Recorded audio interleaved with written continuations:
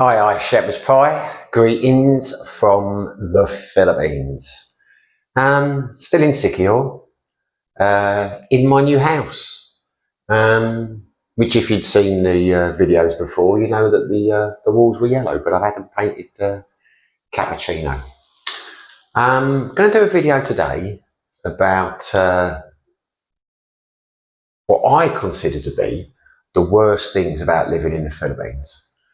Now, these are personal, you know. I'll give you my reasons why they're driving me a bit nuts. Everyone will have different reasons. You know, I am going to be negative about the Philippines today because obviously it's the reasons why I might ultimately leave. But I've got some expat friends, as you know if you've been watching the channel, who have been here about the same amount of time as I have. One a little bit less, one a little bit more. Not affecting them the same way.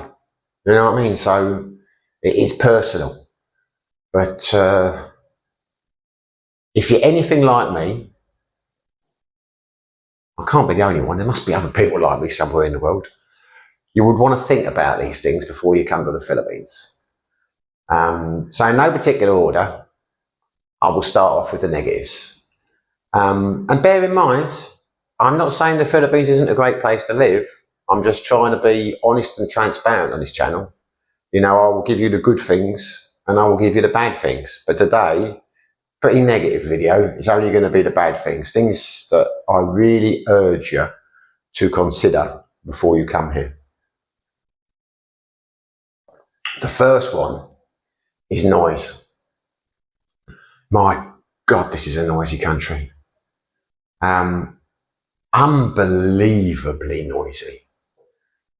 As I've said in previous videos, in total, I've been to 75 countries.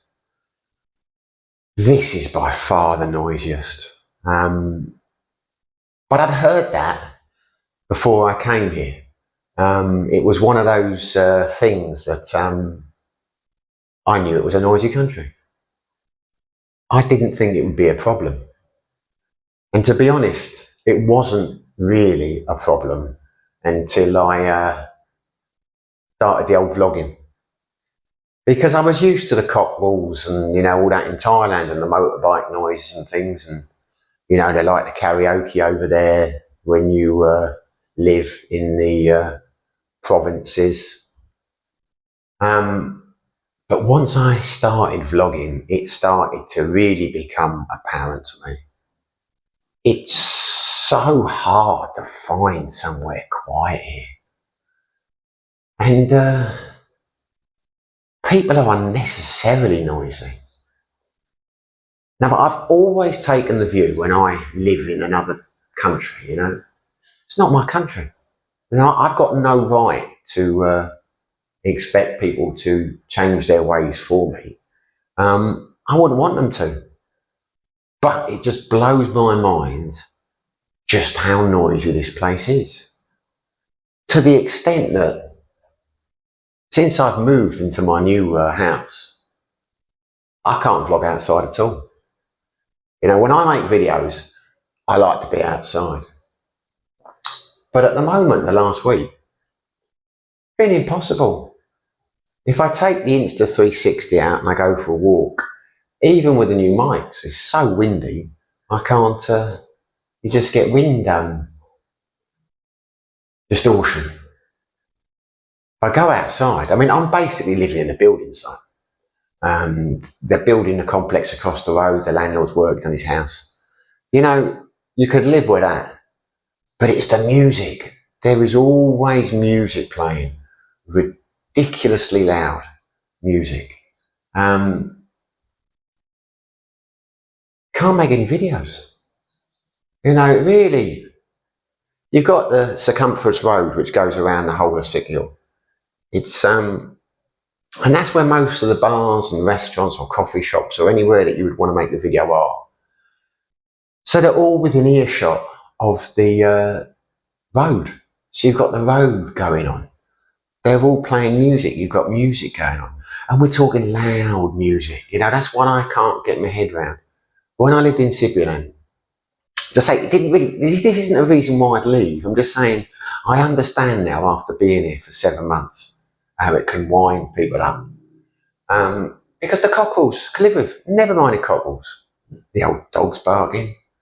But the last couple of days, they've had a couple of people here playing like karaoke music, so loud that the windows in the house are vibrating.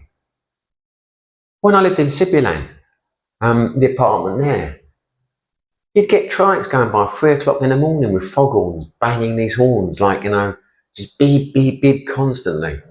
The shop downstairs would open at 5 o'clock in the morning and it would just start blaring out music so loud that in any European country, you'd have the old noise reduction police round. You know, you'd get fined for it, you'd get warnings. But here, my God, no one seems to bat an eyelid. You know, you could have it. I could go out tomorrow and buy the most expensive, loudest stereo system in the world, smack it on full volume 24 hours a day, and I don't think a Filipino would bat an eye at it. You know, I don't think they'd think it was strange. I mean, it's an extraordinarily loud country. When I lived in Thailand in the village, I mean, sometimes people are playing music loud there, but not all night. And we had karaoke bars. We had 3 in the village, which I used to go to. I used to love them. But at 11 o'clock, they stopped playing music because people live nearby. Yeah, my God, it goes on and on and on and on and on. To the extent I'm finding it impossible to make videos. I mean, really impossible, which is why I haven't done that many. I can't make them in the house. I'm having to go down to certain bars at certain times to make them. You know, that's just the way it is. You know, I'm just saying to you, it's a noisy country. But you know, got to overcome these things. That's not what would make me leave. I'm just saying it's one of the things that, you know, is really starting to bother me. And it never has done anywhere else in the world. You know, I've grown up in cities. I'm used to noise, but Philippines is crazy when it comes to noise, and unnecessary noise. You know, you'll see a trike with some old guy in it, and he will be blaring the speakers out as loud as he possibly can. No reason for it, I can see. You know what their death rates are over here. I've got no idea. I don't mean deaf as in brown bread dead. I mean deaf as in deafness, because can't do you any favours driving around with that much noise booming out. Because you'll hear a car coming like a mile down the road. You know, with the stereos blaring. Anyway, not going to bang on about that. Infrastructure.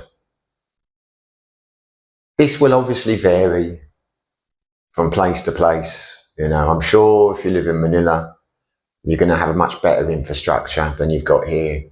No, in Cebu, they've got a fantastic infrastructure in Cebu City. Dumaguete, it's not bad. Doesn't match Thailand though. You know, in the 5 years I was living in a little village up in Pechavan, central Thailand, we had one power cut in those 5 years. Now I'm in City Hall. We get them all the time. I mean, you get 2 or 3 a week, sometimes 4. Most of the time, they only go off for 10 minutes. But the internet goes off a lot as well. I did another interview for Pete, Irish Times. Shout out to you, Pete, if you ever watch this video. Great bloke. Because the first video I did with him, we had problems with the sound and the internet connection because it's in the Philippines. Before I did that video, 7 o'clock we were scheduled to go on Zoom and talk. 6 o'clock, internet goes down for 20 minutes. I'm thinking I better contact him and tell him I can't do the interview. But I can't contact him because there's no internet. But then it came back on. So I thought, Merry Christmas, sorted. 2:15, I've made my coffee, I'm ready to sit down. We have a brownout. So you've got another 10 stressful minutes thinking, I'm not going to be able to do this. Comes on, bang on 7 o'clock. I get on with him, talk to him, say hello, just about to start the interview, internet goes off again. 5 minutes this time, but it came back on, and thank God we had a good 50-minute interview. It stayed on, but it was a stressful hour, leading up to it. When I first came here, I was expecting the power cuts and things like that. Part of the charm in many ways of living in a tropical island is the fact that you're not working, you don't have to worry too much about stuff like that. You can relax. If there's a power cut, it's your cue to go out to a bar or restaurant that's got a generator. A lot of people will be in there, because of it. You can have a laugh. It's like in the Florida Keys where they have hurricanes over there. Everyone goes down to the bars and they stay there for a couple of days, have a great time. But if you're coming over here and you're thinking about teaching English or doing an online job or whatever, you've really got to think about that, because the infrastructure here is terrible. And I'm talking about Siquijor, but I think you can talk about most of the Filipino islands. In the big cities, as I said, I'm sure they have a much better situation, but the vast majority of the Philippines is it ain't great. Now, a few people have said in the comments recently about, one person has, that I shouldn't call the Philippines a third world country. And they're probably right. I would refer to it, because when people say things like that in the comments, I do a bit of research and I look into it. And an emerging economy, shall we call it. But it is emerging. Things are improving, but they're not perfect. Always makes me laugh when they say, some people will say, oh, it's a richer country than Thailand, or it's better. It's not. It's not in terms of infrastructure. Now, trust me, I spent 7 years in Thailand. Even Cambodia, from my experience, is better overall general infrastructure compared to here. But I'm not knocking it. I'm saying it as it is. Again, these aren't things that would ultimately make me leave. There are things I'm finding irritating, but I could move to a city. I could move to Cebu. I wouldn't move to Manila, but I could go back to Dumaguete. But overall, I like it here. But there is no respect, there is no concept of noise. As I say, the guy over there, Landlord's a great bloke. He's building his house and that. He's doing it 7 days a week. There is no time off or whatever. 6 o'clock in the morning, 5:30, they'll start banging away. It's just the way it is over here. It's just a different way of doing things. Now, these things, which I'm getting to now, really are bothering me now. It's the bureaucracy in this country. It can drive you nuts. It can. Which again is why I'm making the video. I am generally quite a laid-back bloke, but the last month, a number of things have happened which have wound me up in terms of neighbours and bureaucracy, and the realisation, after being 7 months here, of questioning whether it's a place for me. But I've been through that in the past as an expat. If it ain't for you, you move on somewhere else, and I will do if I ultimately decide to. So before people start saying in the comments, well, it's the Philippines, accept it or whatever, I'm accepting it. I'm not trying to change it. It is what it is. I'll either overcome it or I won't, I'll leave. But if you are thinking about coming here, you need to think about these things. You need to think about it. And when I say infrastructure, it's like the banking system as well. It's, the ATMs here. Fortunately, there's an ATM not so far away from here, which has always had money in it, touch wood for me. I've never had a problem. But the rest of them in San Juan, there's 3 or 4 that I used to go to before I found this one. Never ever had money. Never had money. Now, obviously, they must have sometimes, but it's rare. And you'll often meet backpackers and tourists who'll ask you, where can I find an ATM? Because I've been to 3 ATMs with no money. Yeah, they just don't fill them up. And living on this island as well, getting stuff delivered, very, very hard. Very hard to get furniture and that here. And what you can find, exorbitant delivery costs. But anyway, digress. Don't know if you can hear the banging going on over there. I mean, I've had to come in and make this video. I tried to make this video the other day. I got a good 15 minutes, even with drilling and banging and that. I thought, I'll leave the drilling and the banging in so people can get an idea of what I'm talking about. But then music just started coming from both sides. So loud.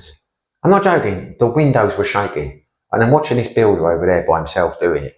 And it's him that's got the system blaring out and full. And so loud, he's 50 metres away, the windows were shaking. What is that all about?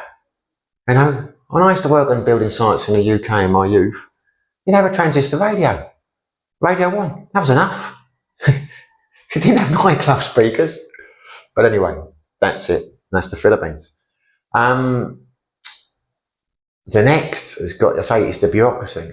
I've been here now, to give you a couple of examples. I've been here now 7 months, which means I've overgone the 6-month mark, which means I cannot leave the Philippines without getting a police check done first to show when I exit that I'm not wanted for any crimes, I haven't committed any offences, etc. Now, to get that, I would have to either myself go to Cebu, I believe. It's not like you can go to the local police station in Sydney and get your police check. You'd have to go to Cebu, go to I'm not sure where you have to go, to be honest with you. I just know it's a real mammoth task to do yourself. So what you do is you get an agency like JRC's in Dumaguete to do your police check for you. I believe it costs 3,000 pesos and it takes about 3 weeks to get done. And you just think, what the hell is that about? I've never heard of that before in the country. You know, if you get in trouble with the police in Thailand or somewhere like that and it's real trouble, they'll take your passport away so you can't leave. You know, this business that you can't leave until they've done the check, to me it's ludicrous. It feels like I'm here as a prisoner. Now, maybe that's just me being oversensitive, but I'm thinking like, what if there's a fatality in the UK? What, God forbid, something happens to a member of my family? I can't get back there. I'd miss the funeral. You know, it's, what is that about? Crazy. I mean, they are, in my mind, keeping foreign nationals prisoner in their country. I mean, why the hell does this thing take 3 weeks? And why do you need it in the first place? And why is it so difficult to get? Blows my mind. I mean, this video really is about self-reflection. So, you know, if you think I'm being over the top, put in the comments. If you agree with me, tell me, because I do sometimes wonder if these things bother me more than they should.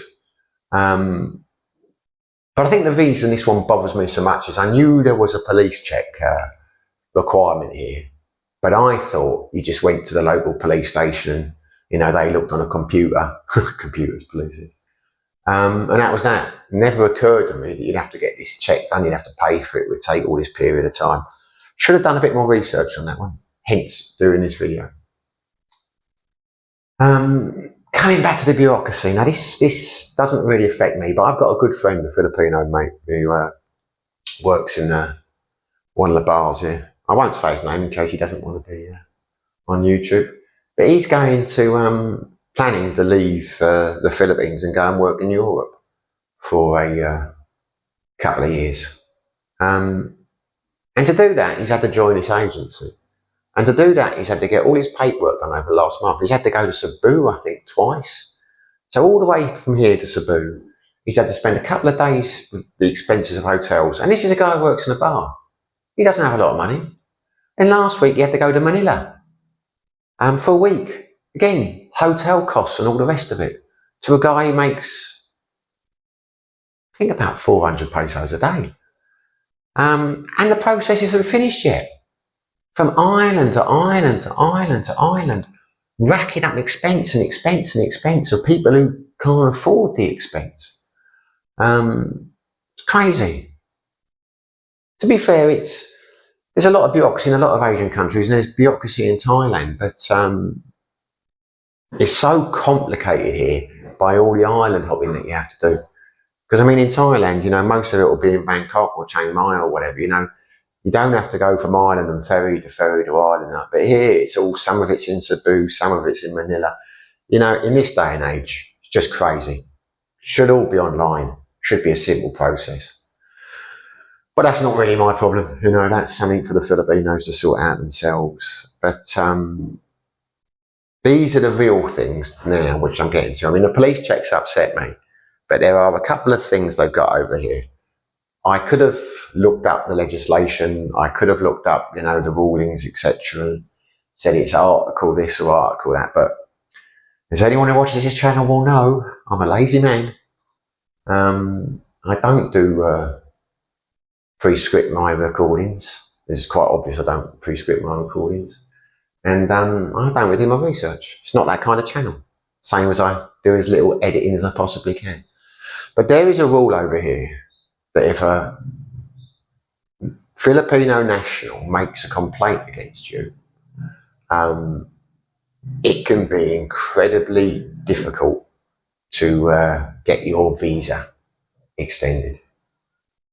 Now, in the early days I was here, I fell out with a girl, I'm not going to name her, and she basically said that she was going to do that to me. And I was of the view then that, I'm not going to be threatened. If you're going to do it, do it. And it was completely unfounded. We just had an argument. It was like, one of those throwaway things that I will, I'll make this difficult for you. I'll make a complaint. Never happened. Never happened. And when I spoke to a couple of Filipinos over there about it, they were like, oh, don't worry. They won't do it. It's just all talk. But it's always stuck in my mind. How do you plan to make a permanent home in a country when at any point, rightly or wrongly, someone could make a complaint about you? A Filipino citizen could complain that you've insulted them, or I don't know exactly how it works. I just know from being in JRCs, which is the visa agents I use, because when you go in there, they've got like a video going on constantly in the background explaining their services and that. And they're saying that if this happens to you, it can be very difficult to fight it.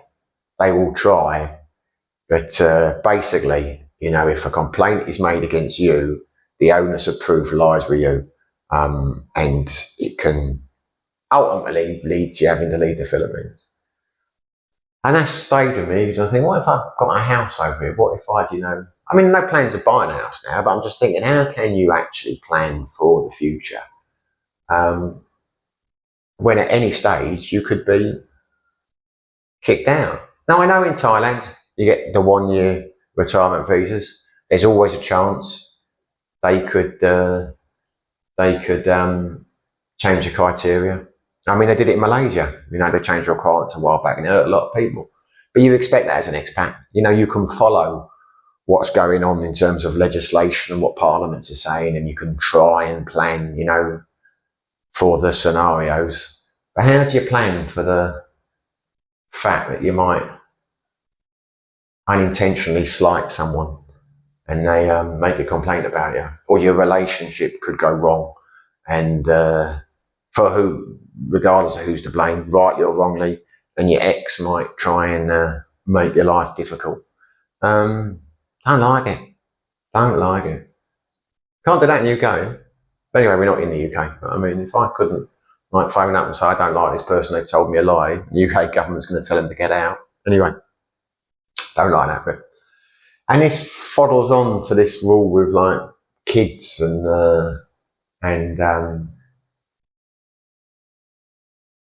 Westerners, because again, there's a rule here or a law. Can't quote it, haven't bothered to find it out. But I'd seen various vlogs on this, and I've spoken to quite a few Filipinos about it. But if I was to get with someone, seriously settled down with someone and they've got a child, as I understand it, unless we're married, I can't be alone with a child. I can't theoretically, legally, take them out on the scooter to go shopping or whatever. If your girlfriend, goes out, you can't be in the house alone with a kid. Someone else would have to come round or whatever. Now, I'm sure there are some reasons why that legislation has come to pass, but apparently the only way you can get around it is if you get married. So it's forcing you into a marriage in a country where you can't get divorced. In a country, well, you can theoretically, but it's incredibly hard. I'm led to believe, and it's also a country where adultery is still illegal. You know, it's you put these things together. In my mind, it starts to stack up in a very negative outlook for me in terms of putting myself at personal risk. I could invest in land and property, only to find out that someone makes a complaint about me and I have to get in a legal battle to stay in the country. I could cohabit with a girlfriend who hasn't told me she's married, and it turns out she's married, the husband could turn up and I could potentially face legal challenges. Apparently they can even kill you. You know, if the guy turns up and, you know, you're in the house with your girlfriend or whatever, the husband's entitled to kill you, or have a go at killing you, um, under the adultery laws. I think if it's instant, it's like, you know, spur of the moment thing. I don't think he can plan to, well, I don't know what he can do. But either way, crazy. You know, crazy. And if that doesn't happen, you know, I'd have to constantly, you know, I mean, what the hell do you do? You know, you live in a house with your girlfriend and her son or daughter or whatever, and you cannot be in that house alone with a child. You know, so never heard of that before anywhere in the world. I think there is something, actually I say that, I think there's something similar in Cambodia. I don't quite know how that works. I think that's being alone with a child in public or whatever. I don't know, but I get it if you're not, but if you're cohabiting, how the hell do you get around that? It's just makes you feel uncomfortable. It puts you off wanting to have a relationship with someone that's got a, you know, got a kid, which is difficult over here because lots of single Filipinos are single mums. Um, I mean, I've got a mate. I'm not going to name him, although he's a friend of the channel. He's getting serious with this woman. He's recently met. Power to him. She's got a kid and a young kid, and he's quite happy. Fair play to him to take on that responsibility. You know, he's at an age now. He's got a lot of money together. You know, he's comfortably. Here we go. So